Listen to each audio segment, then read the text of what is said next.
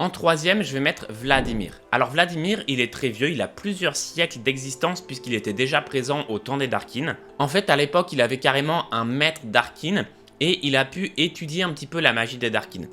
Et les Darkin, comme vous le savez, ils ont été enfermés dans leurs armes.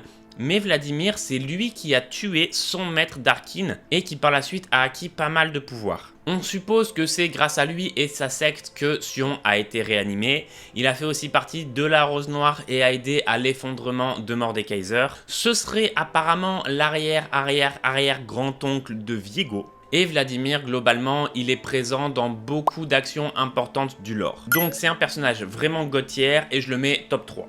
En 2, je vais mettre le blanc. Alors le blanc, c'est un personnage clé de Noxus mais qui est extrêmement mystérieuse.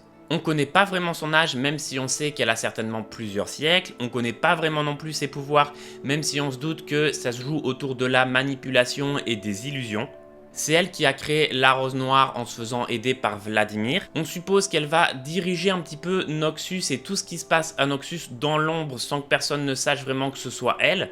Et il faut se dire que le blanc c'est vraiment pas une gentille, c'est sans doute elle qui a fait en sorte de kidnapper énormément d'enfants qui avaient des pouvoirs pour les renforcer, pour essayer de les utiliser comme armes. Donc le blanc, très forte, très méchante, top 2.